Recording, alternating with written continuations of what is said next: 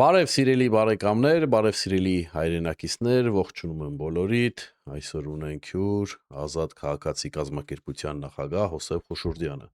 Բարև ձեզ, պարոն Խուշուրդյան, շնորհակալություն, որ ընդունեցիք իմ հրավերը։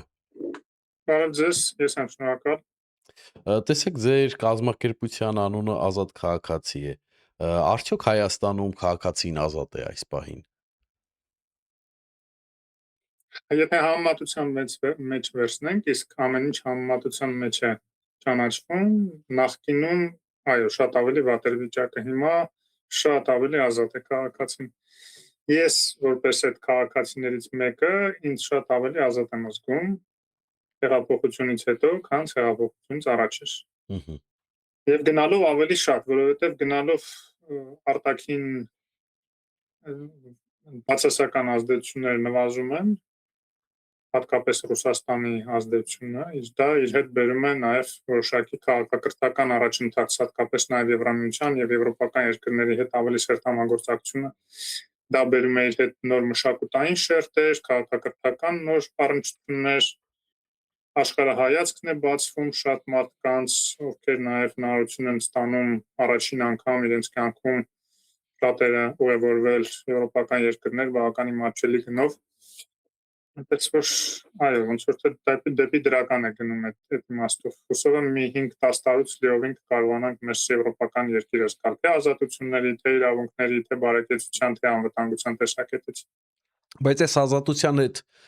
հայհոյանքն էլ է ավելացել մեր երկրում։ Դրա դեմ ոնց պետք է պայքարել, որ հանգարց խոսքի ազատության սահմանը կամ ոնց է ճիշտ ասվում, հա, որ հանգարց մարդու խոսքի ազատության սահմանափակում չլինի։ Իրականում այդտեղ բավականին նուրբ սահման կա, որտեղ որ հայտնի բանաձևն է գործում, գիտեք, երբ որ ասում են, որ քո ազատությունը ավարտվում է այնտեղ, երբ որտեղ որ սկսվում է ուրիշի ազատությունը։ Այսինքն, եթե դու ուրիշի ազատության վրա ես բռնանում, դա արդեն ազատություն չի քո համար։ Դու ազատ չես ուրիշի ազատության վրա բռնանալու։ Այդտեղ գալիս է իրավունքների հանդեպ հարգանքը անհրաժեշտ։ Եվ գիտեք, այդ իրավունքների կոնցեպտից բացի, որը իհարկե եվրոպական կոնցեպտ է ինքը, գալիս է դեռ Հռոմից, հա, հռոմեական իրավունքն է, բայց միջև այդ նաև հունական փիլիսոփայության վրա է կառուցված, բայց բուն հայկական մարդկանց միջև հարգանքը հենց դրա հիմքում է նաև ընկած։ Այսինքն մարդուն պետք է ապրիորի հարգել, եթե նա ոչ մի վատ բան չի արել, որ իր հանդեպ վերաբերմունքը փոխես, ի սկզբանե դու պետք է հարգես մարդուն։ Այսինքն անծանոթներին դրա համար մենք դուքով ենք դիմում։ Ինչի ենք մենք դուքով դիմում անծանոթներին, որ հանկարծ տպավորություն չստեղծվի, որ մենք իրեն չենք հարգում։ Իսկ եթե չենք հարգում, պատճառը ո՞րն է, եթե չես ճանաչում ու չես հարգում, ուրեմն քո մեջ է խնդրեմը։ Դրա համար դա նորմալ ձև է։ Հիմա մեր մոտ մի տեսակ փոխվում է այդ վիճակը, լավ չեն հասկացել շատերը, որ այդ հարգանքը պետք է նաև կիրառվի հանրային բանավեճում, այս դիսկուրսը որ ծավալվում է, ցավոք սրտի շատ անհարգանից դրվագներ ենք տեսնում իրար հանդեպ։ Նույնիսկ եթե դու ինչ-որ քննադատական բան ունես դիմացինի հանդեպ, դա չի նշանակում, որ պետք է անպատվես, վիրավորես հրապարակային, հա։ Այն էլ հրապարակային։ Այո։ Մեր մոտ կամաց երևի կփոխվի դա, իդեպ ես սպասում եմ, թե վարչապետը ինչ արձագանք կտա նաև իր կողմից կիրառվող այդ նույն այդ մակարդակի ինչ որ իրեն են ասում, ինքը նույն մակարդակի իջնում է, պատասխանում է, եւ լրագրողների հարցը այսօր շատ տեղին էր։ Եվ ինքը ասաց, գիտեք, հենց որ այդ նախկիններից լրիվ կազատվենք, փորձենք մենք էլ զուսպ լինեն ավելի, կփոխենք, բայց դե հիմա որ իրենց լսում եք, մենք չենք կարող արձագանքել։ Գիտեմ, ինչքանով է դա հիմնավոր, ես կարծում եմ, այդքան էլ հիմնավոր չի եւ եթե ինքը չպատասխաներ, ինքը բարձունքի վրա մնար ավելի շահելու էր, քան որ պատասխաներ։ Գիտեք, այդ համբալ բանը, ասենք։ Իրան Մենք հեսա անպայման կվերադառնանք այս թեմային, բայց ես կուզենայի, որ մենք սկսեինք եվրոպական երկրների առաջնորդների այցից Հայաստան, քանի որ մի կողմից նայում ես պատմական այց է, որ պետք է հայ ժողովուրդը իրոք ուրախանա եւ հպարտանա, որ այդպիսի լիդերներ են գալի Հայաստան, բայց ցավոք սրտի այս ամենը լուսաբանվեց այն ասում են վատ լույսի ներքո, հա, սա դժբախտություն էր մեզ համար, սա վտանգ էր մեզ համար, հեսա տեսեք Ռուսաստանը կջղայնանա, ապրանքները կփագի եւ այսպիսի սպառնալիքներ Հայաստանի հասցեին, հնչեցին նաեւ Ռուսաստանից, հա, համ ներսից, համ դրսից։ Դուք որպես մասնագետ, ինչպես կգնահատեք այս այցերը։ Դրական էր, բացասական էր եւ եթե դրական էր, որ կողմերով էր դրական։ Միանշանակ դրական էր, որտեղ Հայաստանի քաղաքական կշիռը շեշտակի ավելացավ։ Դա ինչ վերաբերում է եվրոպական քաղաքական համայնքի հանդիպմանը։ Ինչ վերաբերում է Հայաստան-Եվրամիություն գագաթնաժողովին, ապա շատ կարևոր պայմանավորվածություններ ձեռք բերվեցին, այդ թվում քաղաքական եւ ֆինանսական օժանդակության Հայաստանի։ Մակրոնի պետական այցը պակաս կարևոր չէր, որի ընթացքում նաեւ ռազմական համագործակցության պայմանավորվածություններ ձեռք բերվեցին եւ նաեւ ռազմավարական գործընկերության փաստաթուղթ ստորագրվեց։ Այն ինչ որ վաղուց ասում էինք, որ եւ այն պահից, երբ որ արդեն զգացվեց, որ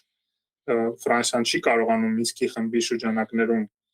Հայաստանին օժանդակել, քանի որ փորձում է անկողմնակալ լինելու համար նաեւ այսպես բալանսավորել Հայաստանի Ադրբեջանի միջև, չնայած քաղաքական առումով փորձում էր աջակցել Արցախյան խնդրի հայանպաստ լուծմանը, ինչի ստացվեց իր մոտ։ Դեռ 21 թվականն էր, ես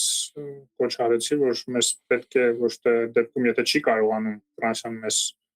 օժանդակել Մինսկի խմբի համանախագահությամբ կաշկանդված լինելով, որպեսզի կարողանա ոնց որ մեդիատոր լինել, միջնորդ լինել, ուրեմն թող չլինի միջնորդ, թող դառնա արդեն մեր դաշնակիցը։ Մեզ ավելի ձեռք կտա ինքը այլևս չլինի միջնորդ եւ կորցնի միջնորդական առաքելության իր այսպես հնարավորություններն ու լիազորությունները, որ չի կարողանում օգտագործել, բայց դառնա Հայաստանի դաշնակից, այն ինչի նախադրյալները կան։ Բարեբախտաբար ժամանակի ընթացքում այդպես էլ եղավ, որ Հայաստանի իշխանությունները այդ ուղղությամբ տարան մեր հարաբերությունները Ֆրանսիայի հետ, իսկ դա շատ կարևոր է։ Ֆրանսիան աշխարհի հզորագույն երկրներից մեկն է, գերտերություններից մեկն է, Եվրոմիության միակ միջուկային տերությունը այսօրվա։ Եվ ռազմաարդյունաբերության տեսակետից էլ արտադրության, հա, ռազմաարդյունաբերական արտադրության տեսակետից ինքը երրորդ երկիրն է այսօր աշխարհում եւ արտադրության եւ արտահանման վաճառքի տեսակետից, այնպես որ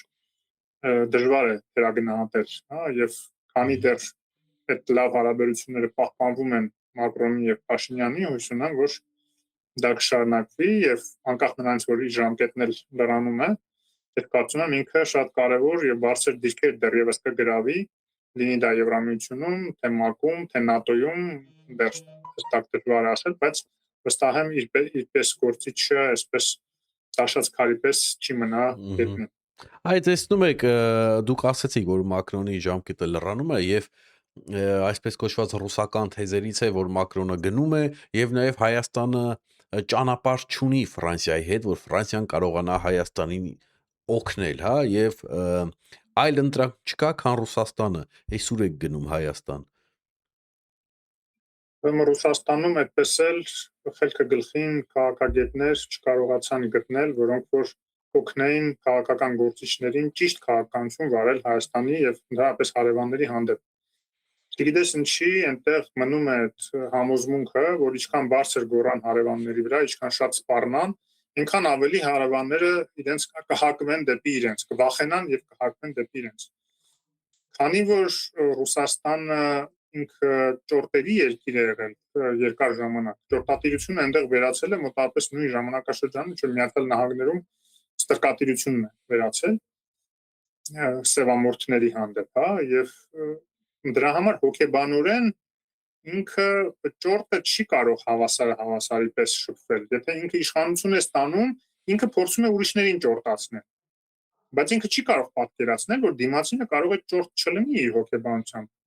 Հայերը ճորտ չեն եղել, գիտեք, նույնիսկ Օսմանյան կայսրության ներքո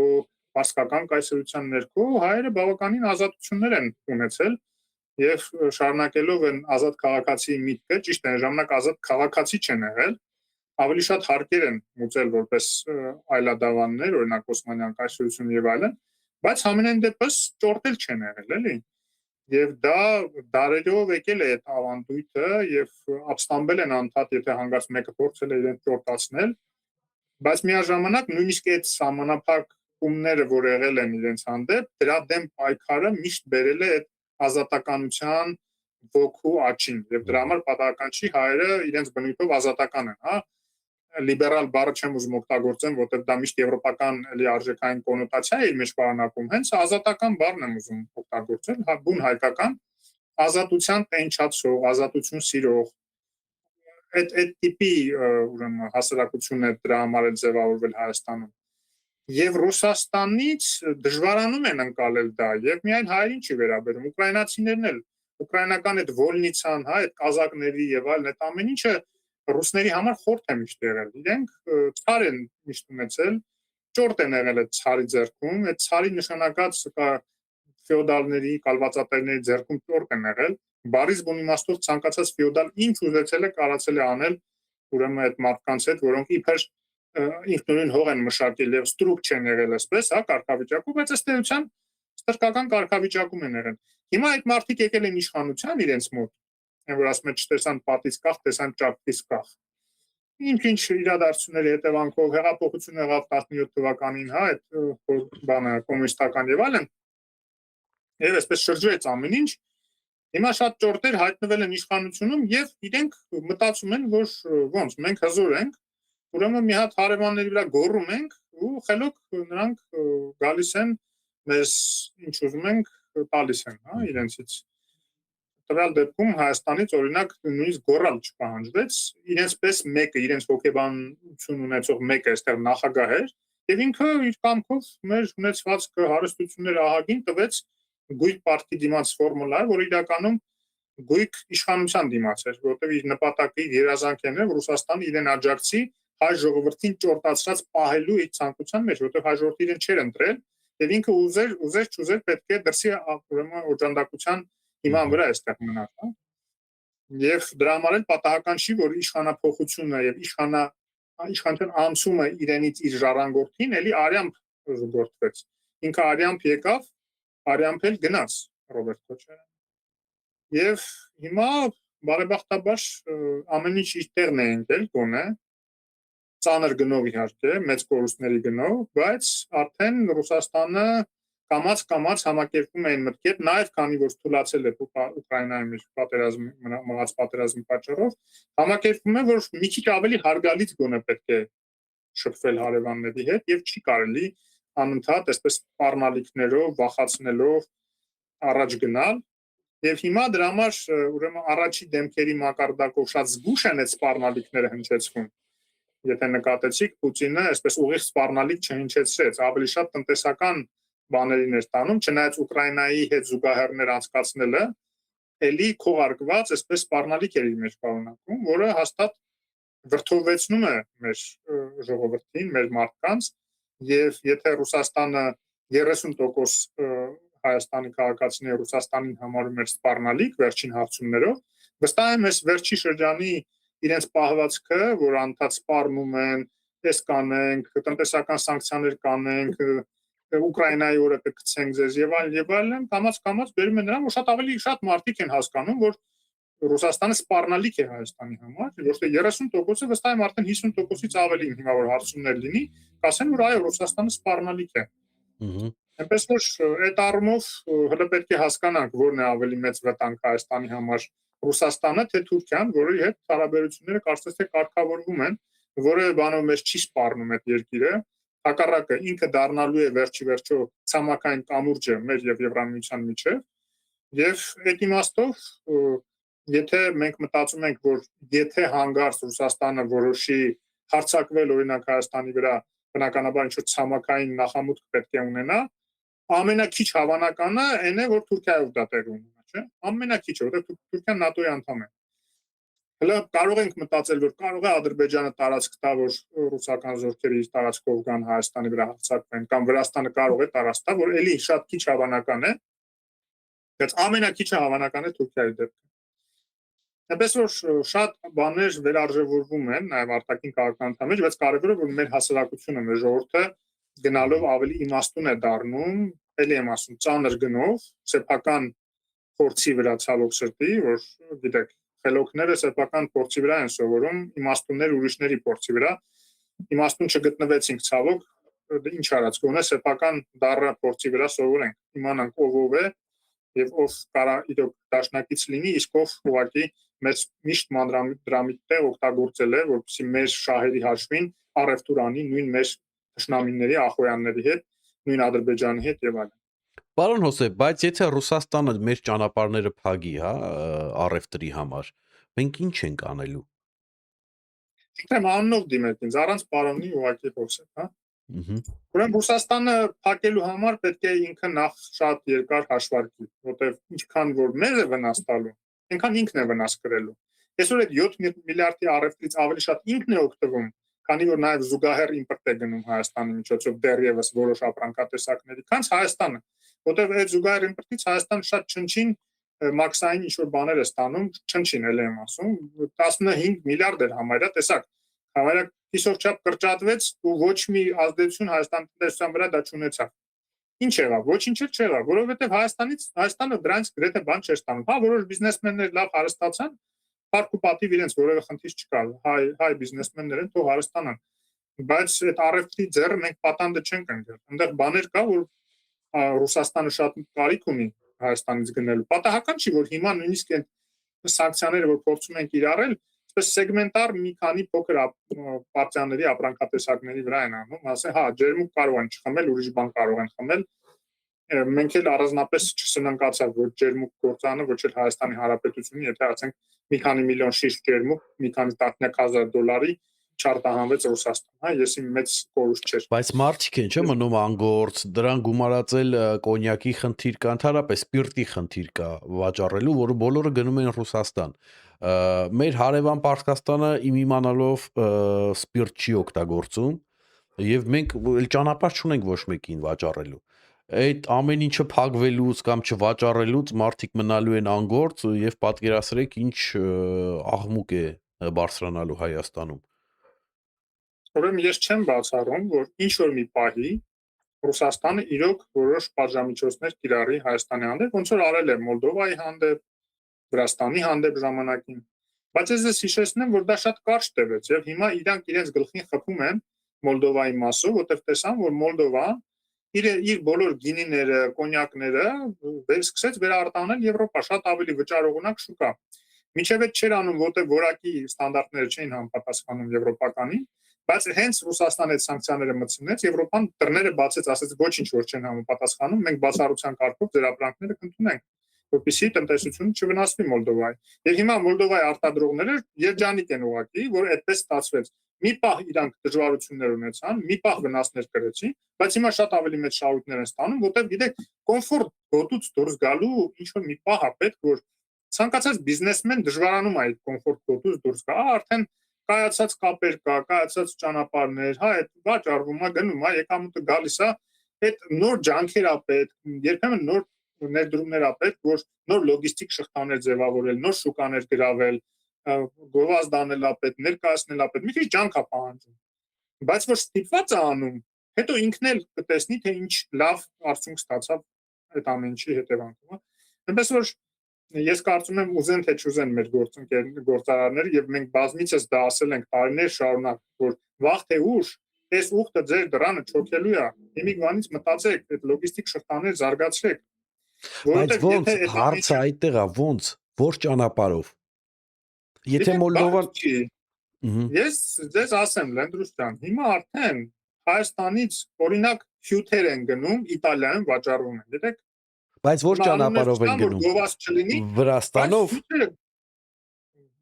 Նավերով են գնում, Թուրքիայով են գնում, այսինքն Վրաստանով գնում է Թուրքիա, Թուրքիայով գնում է Եվրոպա գնացքով։ Կա ճանապարհներ կա, տարբերակներ կա։ Իդեպ հիմա նաև արդեն բավականին հետաքրքիր պայմանավորվածություններ են ձեռք բերել, հենց այսօր կարծես այդ ինֆորմացիան ստացանք, որ Թուրքիայի հետ առևտրի հետ կապված խնդիրներ լուծվում են։ Եվ դա շատ լավ նորություն է։ Դա նշանակում է, որ եթե բացվի ապրանքների համար սահմանները, կարգոյի համար սահմանները բացվի, դա ուղիղ ճանապարհ է դեպի Եվրոմիության շուկա։ Ինքը Թուրքիան նույն Եվրոմիության մաքսային գոտում է։ Այնպես որ դա նոնսենս է, որ մինչև հիմա Թուրքիան փակ է պահում սահմանը, ասելով, որ հա հենց որ պայմանագիրը կնքեք Ադրբեջանի հետ կբացեն, բայց մյուս կողմից էլ հասկացնում են իրանք էլ ադրբեջանցիներին, որ արագացրեք, որտեղ պատանդ եք մեզ պահում, ամեն տեղից մեզ ճնշում են, ասում են, այս ինչ վիճակ է, Եվրոմիության մաքսային գոտու սահմանը փակել եք Հայաստանի առաջ եւ ուզում եք, որ Հայաստանը Ռուսաստանից անկախանա։ Այդպես չի կարելի։ Դի բացեք, որ կարողանա անկախանա։ Եվ դա լինելու է ժամանակի հարց է, կամաց կլինի։ Եթե հանգարց Ռուսաստանը ավելի կոշտ միջոցներ ձեռնարկի Հայաստանի դեմ, ես վստահ եմ եվրոպացիները այսպես ճակերտավոր ասենք շատ ավելի ջերմ կխնդրեն Թուրքիային, որ արագացնի այդ սահմանի բացելը, եւ դա կլինի, այդ սահմանը կբացվի, ել չեմ խոսում, որ եթե Ռուսաստանը թույլ չտա մեզ ձեր ասած այն ծավալների առևտուրանին, որ նույնիսկ այդտեղ վնասներ կրեն մարդիկ աշխատանք կորցնեն, կներեք, իմաստ չի ունենա մաքսային գոտում մնալ Ռուսաստանի հետ, մենք միանգամից այդ որոշումը կկայացնենք եւ Եվրոմիության հետ մաքսային գոտու մասին պայմանագիր կստորագրենք, հայտնի DCFTA կոչված է, այսինքն խորը եւ համապարփակ ազատ առևտրու գոտու մասին համաձայնագիրը, որ ասոցիացված համաձայնագրի մաս պետք է լիներ 13 թվին, որից հրաժարվեց Սերժ Սարգսյանը։ Այնպես որ ամեն ինչի լուծումներն էլ կան, ամեն ինչի հնարավորություններն էլ կան։ Այո, մի քիչ դժվարություններ կարող է լինեն, բայց Հայաստանը այնպեսի փոքր երկիր է, որ Հայաստանին օժանդակելը, աջակցելը նաև պատվի հարց է Եվրոմիության համար, որ կարելի է չնչին իրենց համար, չնչին գումարներով Հայաստանին ուղղակի այնպեսի վիճակի բերել, որ Ռուսաստանը ուղղակի խայտարակվի, որ ինքը փորձում էր Հայաստանին վնաս տալ, բայց Հայաստանը շատ ավելի օգուտներ ստացավ այդ ամեն ինչի արդյունքում։ Բայց ոնց հասկացանք, մեզ օդի եւ ջրի պես Թուրքիայի սահմանը պետք է որ բացվի։ Այո, միանշանակ եւ Ռուսաստանը դա շատ լավ հասկանալով իր էստեղի 5-րդ Շարասյան միջոցով անընդհատ այդ հակաթուրքականության, այդ գիծը ուզում է խորացնի, որ այդ թշնամանքը եւ այլն ամեն ինչը մնա։ Ես չեմ ասում, որ մենք կարող ենք հիմա եղբայրներ դառնալ թուրքերի հետ, հա, իհարկե պատմական կնճռոտ խնդիրներ կա, ցեղասպանության հարց կա եւ այլն, բայց դա չի նշանակում, որ չենք կարող այդ հարցերը հանգիստ պայմաններում սեղանի շուրջ քննարկել եւ պետք է անընդհատ թշնամության դրոշներ վառելով, չգիտեմ, այդ հիմար մոտեցումներով առաջնորդվենք, որ հետո էլ անընդհատ կարճած մնանք ռուսներից, ասեք, վայ, եկեք մեզ փրկեք, հանգարց թուրքերը մեզ մի վնաս չտան։ Շատ լավ։ Հիմա գիտեք, ես շատ զարմացած էի, երբ որ լսեցի, որ քաղաքական լիդերների միջոցառումում մասնակցելը, դա Ռուսաստանում կոչվում է սխոդկա։ Ես ոնց կմեկնաբանեք այս ամեն ինչը, որ արդեն Ռուսաստանում լիդերների հավաքույթը, հա, կոչում են ինչ-որ քրեական մշակույթի բառապաշարով։ Դե որտեվ իրանց մոտ հենց առաջնորդվում են քրեական ենթամշակույթով։ Նույնիսկ ղեկավարը այլ երկրների ղեկավարների հետ շփվում է հասկացողություններով, պապանյացիան, հա, այսի բան կա։ Մի բանա կամերաների առաջ, մի բանա, երբ որ առանձնանում են, դա էլ ինսայդերական ինֆորմացիա, հա, այդ ճիշտ ու սխալի բազարի այդ բան էլեմենտները այնտեղ կա այդ պանյացյաների, որտեղ գիտեք Պուտինը, քանի որ ինքը չկայացած ստուկաչ է, եւ ինքը կագեբեշնիկի են ցածր մակարդակի կագեբեշնիկ էլ մնացել է, բայց ինքը մանկության շրջանում գերազել է քրեական կյանքով ապրելու մասին, հա, եւ ինքը այսպես երկատվածություն ունի իր բանը։ Եվ հիմա երբ որ ինքը իշխանություն է ստացել, բացարձակ իշխանություն, ինքը իրեն նաև պախան է զգում, այսպես քրեական ենթամշակույթի կրող է զգում։ Եվ պատահական չի, որ իրենք ֆինանսավորում են քրեական ենթամշակույթ քարոզող ֆիլմեր, այդ հայտնի Սլովը Պացանա, որ նաև երեխաների մեջ են սերմանում այդ քրեական ենթամշակույթը, այդ արժեքները, քրեական բարքերը, որը շատ վտանգավոր եւ վնասակար ազդեցություն նաև Հայաստանում թողեց։ Տեսեք, արդեն դպրոցներում այդ ֆիլմից հետո նկատվում էր բուլինգի աճ, երբ որ ավելի թույլերին հալածում էին, կամ այսպիսի հասկացողություններ, որ գիտեք, Պացան նիզվիняется, այսինքն կակերտավոր լավ տղեն ներողություն չի խնդրում, այսինքն ինչ գալաթելանի չպետք է ընդունի իր սխալը եւ այլ, այսինքն քրեական, դասական քրեական, նույնիսկ վատագույն քրեական ենթամշակույթը, քրեական ենթամշակույթն էլ բազմաշերտ է, հա, վատագույն բեսպրեդելշիկների քրեական ենթամշակույթը տարածելու նպատակով այդ ֆինանսավորեցին այդ ֆիլմը եւ ոչ միայն այդ ֆիլմը, շատ այլ ֆիլմեր, որտեղ նաեւ հակաեվրոպական թաքնված քարոզ է գնում, եվրոպական արժեքների, մարդկանց միջև իրար հարգելու հանդեպ, չէ, ոնց կարելի է հարգել, դիմացինին պետք է համարել չուրբան, չուխան, չգիտեմ, այսպիսի որակումներ տալ եւ փորձել նվաստացնել, ստորացնել եւ դրանից հետո բնականաբար չհարգել։ Այդ է իրանց համար ընդունելին, ոչ թե ապրիորի հարգանքը իրար հանդեպ, ոնց որ մեր մշակույթի մեջ, հայկական մշակույթի մեջ կա արմատական։ Այ վերադառնանք արդեն մեր բառապաշարին, հա, մենք խոսեցինք համբալի մասին, բայց ավելի վատ բաներ էլ են եղել, քանի որ հենց այդ նույն քարոզ արշավի ընթացքում, երբ որ ճակերտների մեջ քաղաքական գործիչին չնայած, չգիտեմ, ինչքանով է քաղաքական գործիչ հարց են տալիս, թե Ֆրանսիայի նախագահի եւ Նիկոլ Փաշինյանի հանդիպումներից անվանեց կներեք խոսքիս համար, համբյուրը անվանեց Զասոս, հապկին քաղաքական գնահատական տալու տեղ ասեց ինչ քֆուրտամ եւ այսպիսի բառապաշարով ինչ եմ ես ուզում ասեմ այս մակարդակը եւ իրանց որ ասում գումար բաժանելը սա ես չեմ ասում ամենօրյա համարյա ռեժիմով ինչ որ ձայնագրություններ են տարածում ինչու միջև հիմա այս մարդկանց չեն արգելել հա ընտրությանները մասնակցելով էլ ինչ պետք է անեն որ ասեն էսի կարմիր գիծ էր վերջ կամ օրենքը խախտեց այդ ինչ պետք է աներ ես զարմանում եմ տեսեք դուք ասում եք վերադառնանք մեր պայմաններին մեր իրավիճակին բայց այդ մարդը ում անունը դուք տվեցիք բայց Սամվել Կարապետյանի մասին է խոսքը այսինքն Կալիգուլացի այդ օլիգարխը ինքը մերը չի ինքը նույն Ռուսաստանի նույն այդ քրեական ենթամշակույթի պայմաններում ձևավորված ապրած իրենց հետ տալ առնելիք ունեցող մեկն է հա ինքը առաջի կրուգի չի իրենց ենթամշակութային տերմինով ասենք հա այսինքն Պուտինը հաստատ իր հետ չի հանդիպում, բայց ինքը նրանցից մեկն է եւ դրա համար էլ նրանց բառապաշարով, նրանց հասկացողություններով, պանյատյաներով եկել է այստեղ փորձում է ինչ-որ շարժումներ անել։ Նույնը այն մարդիկ, որոնց ինքը փորձում է Ռուսաստանից ներկրել, որպեսզի իր օգտին քվեարկեն։ Այդ նույն ամենօրյա քարոզը լսած, ուղեղները լվացած մարդիկ, որոնք ես հուսով եմ ոչ բոլորը իհարկե նույնիսկ գալուց հետո կենթարկվեն իր պահանջին եւ կընտրեն դրան այլ ոչ թե սեփական կամքով կընտրեն, բայց համենայն դեպս այդ ամբողջը էլի նույն այդ ռուսական ազդեցության մասին է, նույն այդ քրեական ենթամշակույթի, նույն այդ ճորտական մշակույթի ազդեցության մասին է։ Այնպես որ ինչքան շուտ դրանից ձերբազատվեք, այնքան լավ։ Իսկ այդ իր արտահայտությունները, գիտեք, այդ Զիգմունդ Ֆրեյդը հիմա շուրումուր է եկել գերեզմանում իր համար շատ հսկայական ուրեմն այսպես նյութ է վերլուծելու պացիենտի տեսակետից որտեվ սեռական հոգեվերլուծությունը սեռականության հոգեվերլուծությունը Զիգմունդ Ֆրեյդի մոտ շատ լավ է ստացվում եւ ես շատ հետաքրքրությամբ կարդացել եմ իր գործերը ասես մեկին մեկ իր պացիենտի ուրեմն զուգահեռներ եմ տեսնում այդ կալուգացի օլիգարխի եւ ոչ միայն այն բելարուսական օլիգարխի նաեւ մոտ այդ նույն բաները կա որ մի քիչ դասական վերլուծություն արվի ուղղակի տեխնացուական կարելի է պաշտպանել նույնիսկ դոկտորական այն մյուսի մասին չեմ էլ խոսում մի անգամ արտահայտվեցի դրանից հետո էլ չի թույլ տալիս իրեն այդպես եզրույթներ բայց կներեք մի ամբողջ ասուլիս մի տարի առաջ նվիրել էր սրա նրա հետույք տրուսիկ կներեք արտահայտությունից համար այդպես բաներից էր խոսում Այսինքն ինքը քաղաքական իր բառապաշարը հագեցած էր այդպիսի բաներով, այդպիսի բառերով։ Էլի եմ ասում, Ֆրեյդը շուրումուր է գալիս sense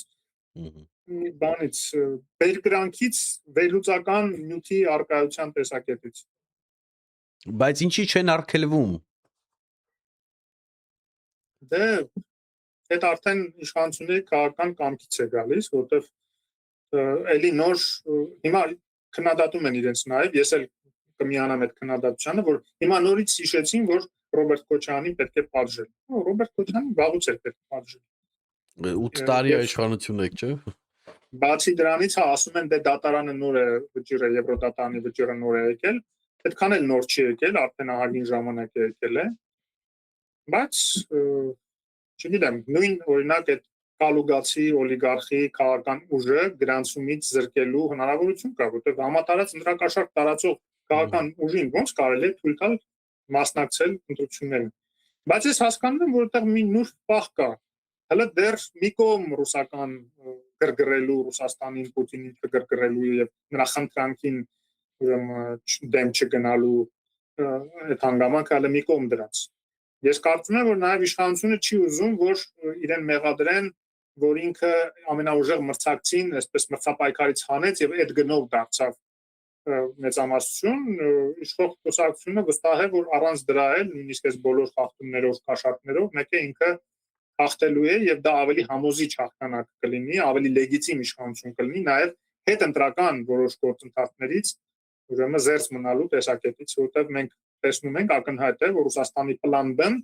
հենց հետընտրական խժդժություններ ձևավորելն է եւ այդ զատուլինի արտահայտությունը դրա մասն է, որ մենք չենք ճանաչելու, եթե հանգարց գործող իշխանությունը վերընտրվի։ Բայց մեր գլխին փորձանք է բերում, պետք է լինի ազգային ժողովում ընդդիմություն, որը որ էլի ռուսական նույն բառապաշարով էլի այս նույն կինոն շարունակվելու է։ Տեսնենք, ժամանակ կա դեռ գրանցումից զրկելու, չեղյալ համարելու գրանցումը։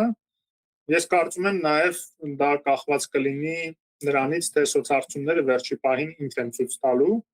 եւ դա որոշակի ազդեցություն կունենա իշխանությունների վճռի վրա, բայց գիտեք, հարցը նրանում է, որ ցավոք սրտի իշխանություններից հետո 3 ամենաշատ պոտենցիալ ձայն հավաքող ուժերն էլ այդ երագլխանի հրեշի գլուխներն են։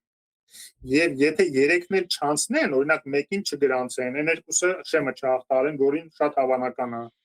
ուրեմն բաննել, Բարգավաճ Հայաստանն էլ Ռոբերտ Քոչարյանն էլ, հա։ Բայց օրենքի ուժով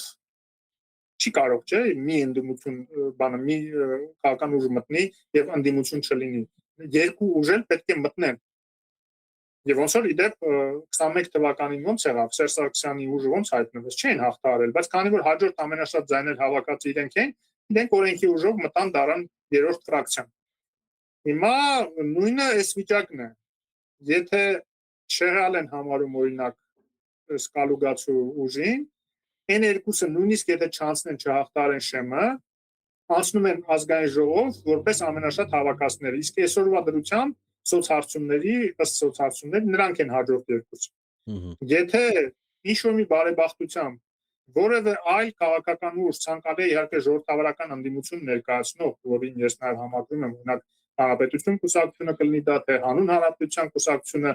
Եվրաքվեի մեր գործընկերներն ես նկատում եմ, եթե նրանցից որևէ մեկը հաջողի ավելի շատ ձայն հավաքել, քան օրինակ Գագիկ Ծառուկյանի կուսակցությունը եւ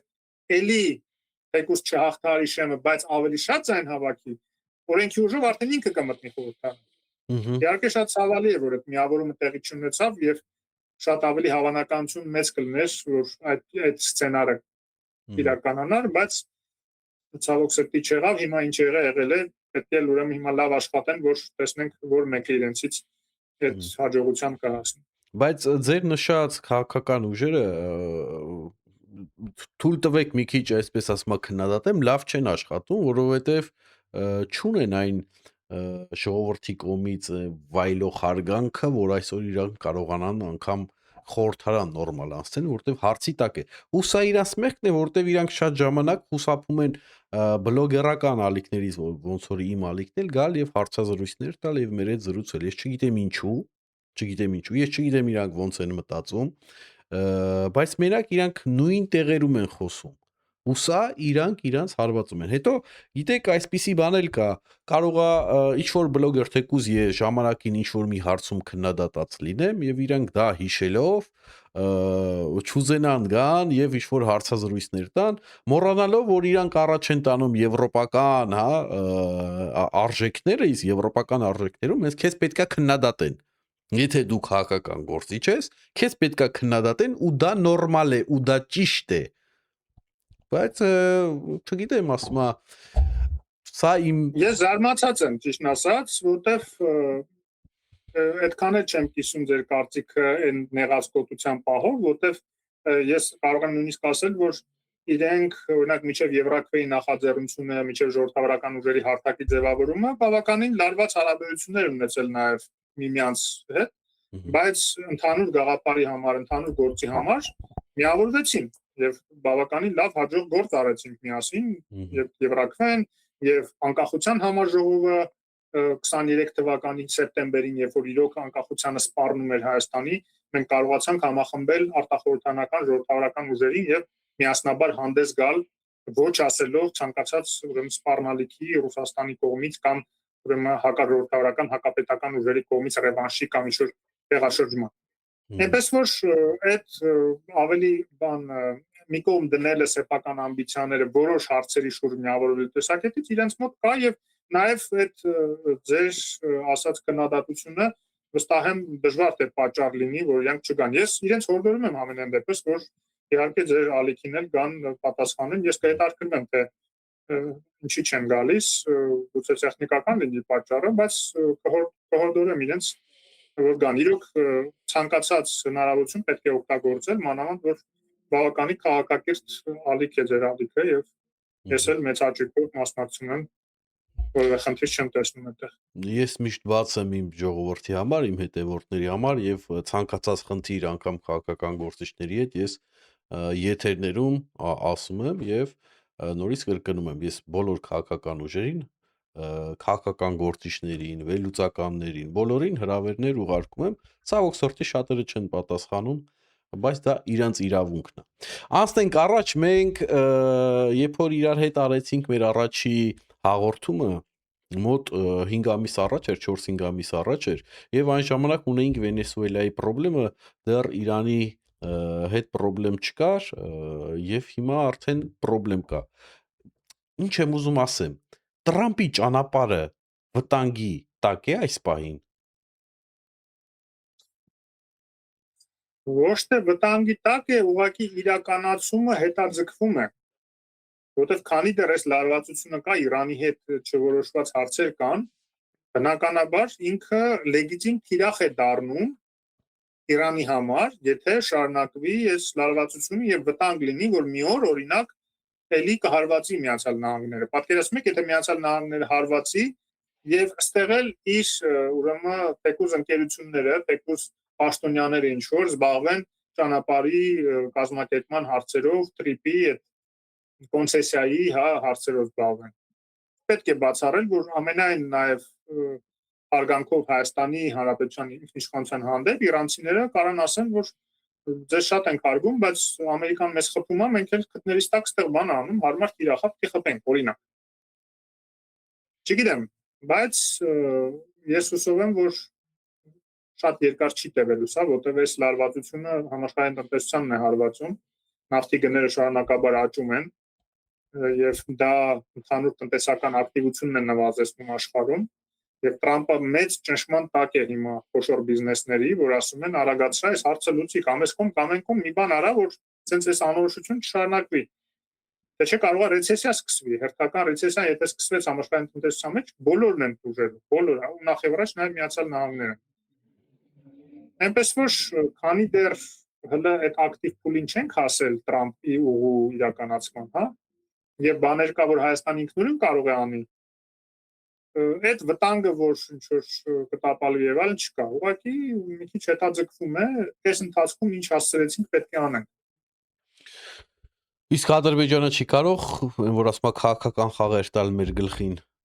Տեսեք, որ ձգձգվում է, ուրեմն ես կվեկալեմ կամ չգիտեմ ռուսները թողան վեկալեն նոյեմբերի 9-ի պայմանագրով։ Չէ, բացառում եմ դա, որովհետեւ այստեղ Միացյալ Նահանգները եթե արդեն ներգրաված է, Ադրբեջանը չի կարող առանց որևէ հիմնավոր պատճառի ասել թե ես եմ վերցնում։ Եթե կներեք, նույն ամերիկացիները կարան ասեն, եթե այդքան կաս, որ ուզում ես վերցնես, հենա Իրանի հետ հարցերը լուծի, որ Իրանը չհարվածի, մենք անենք։ Օրինակ, հա։ Չի կարող այդպիսի բան լինել, մանավանդ հիմա Ադրբեջանը ինքան էլ իհարկե վստահելի չի մեր համար եւ այո, շատ այսպես նուրբ նյութերից է հյուսված խաղաղության պայմանագիրը, բայց ամենայն դեպս ինքն էլ է լավ հասկանում, որ Ռուսաստանը այստեղ հերթական անգամ բերել է իր ինքնիշխանությանն էլ է հարվածելու, իր գլխին էլ է պատուհաս դառնալու, ինքը բավականին ուժեց Ռուսաստանի վերաբերմունքից, ճիշտ է պատճառն էր, որ ինքը չկարողացավ ռուս-ադրբեջանական պայմանավորվածությունների իր մասը կատարել, Ռուսաստանը իր մասը կատարեց, Արցախը հանձնեց իրենց, բայց ինքը իր մասը, որ պետք է օգներ Ռուսաստանին Հայաստանը վերցնի, չկատարեց։ Որտեղ եվրոպացի դիտորդներ եկան, այստեղ կանգնեցին, հետո էլ Տրամպը միջամտեց, արդեն բան ստորագրեցին, եւ ինքը արդեն կաշկանդված էր եւ չկատարեց, եւ դրա վերջի կետն է լինելու է խաղաղության պայմանագիրը, որտեղ եթե պայմանագիրն է կնքել, էլ ընդհանրապես չի կարողանալու է Ռուսաստանի բուտ գործիքի ֆունկցիան գործառույթը կատարել։ Ինքնին հիմա փորձում են սաբոտաժ անեն ռուսները իրենց այստեղի 5-րդ շարասյան միջոցով, որ խառնակցություն անեն, որ հետո այդ հետ ողորմի անեն պայմանագիրը, Ադրբեջանին հիմք տալով ասելու, որ դուք չեք ուզում փաստորեն պայմանագիրը կնքենք, չեք ուզում, ուրեմն կտենանք ինչ կլինի։ Ռուսաստանը ցավոք այստեղ ունի գործիքակազմի տարբերություն Ադրբեջանի, որտեղ Ալիևը վաղուց բոլոր 5-րդ շարասյունների վիզը բոլորը շպրտել է մի կողմ, ցավոք սրտի նաև ժողովրդավարական ընդդիմության հետապնդումներն են եղել, սպանությունները, բանտ նետելը, արտագաղթելը եւ այլն, բայց զուգահեռաբար նաև 5-րդ շարասյանն է չեզոքացրել։ Եվ ամենավերջում մեկ հարց, որը որ շատ ճշտված չի, ճիշտն ասած, ես տեսա ձեր Facebook-ում, բայց ինֆորմացիան մի քիչ ոնց որ ասում է կոմպլետ չէր, հա, ոնց որ ընդհանուր չէր եւ մի քիչ ես լավ չհասկացա։ Դուք քաղաքական ուժ եք ստեղծում ուրիշ քաղաքական գործիչների հետ, ինչ որ տես մի դաշինքի նման։ Որտեղ եք այդպես բան տեսել։ Ձեր Facebook-ում տեսա ինչ որ Facebook-ում նկարներ իրար հետ կանգնած տենց հասկացա էլի ինչ որ երբ է եղել դա։ մոտավորապես 2 ամիս առաջ։ Չէ, հակես, ես ասել եմ, որ քաղաքականության մեջ չեմ մտնում այն իմաստով, որ ընտրվելու կամ այդպես process-ների մեջ,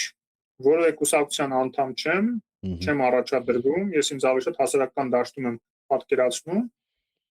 Այնպես որ իմ համար տարօրինակ է, կարող է ինչ-որ խմբով նկարվել ենք, տենց տպավորություն է թողել, բայց չէ։ Կարող է, Տենց մտադրություն չունեմ։ շատ պաշտոնական հագնված մարդիկ, տես տպավորություն թողեց։ Տարբեր միջոցառումների մասնակցում եմ բարբերաբար, այդ թվում պաշտոնական մարդկանց մասնակցությամբ։ Բայց տենց պլաններ չկան։ Շատ լավ։ Պարոն Խուշուրջյան, շնորհակալություն, որ ընդունեցիք իմ հրավերը։ Մեր նպատակն է, որ միշտ բացի բլոգերական, որտեվ մենք բլոգեր ենք, հայտնում ենք մեր կարծիքները, հայտնում ենք մեր տեսակետները, բայց ժամանակ առ ժամանակ կարիք ունենք, որ մասնագետները գան եւ իրենց պրոֆեսիոնալ տեսակետները եւ իհարկե այսպես կոչված վերլուծությունը ներկայացնեն ժողովրդին, որ ավելի ընդհանուր մեր ժողովուրդը հասկանա, թե ինչ է կատարվում։ Հենց որ շատ շնորհակալ եմ, որ ընդունեցիք իմ հրավերը։ Սիրելի ժողովուրդ, մեր հյուրն էր Ազատ քաղաքացի կազմակերպության նախագահ Հոսեփ Խուշուրջյանը։ Ստեսություն, հաջողություն։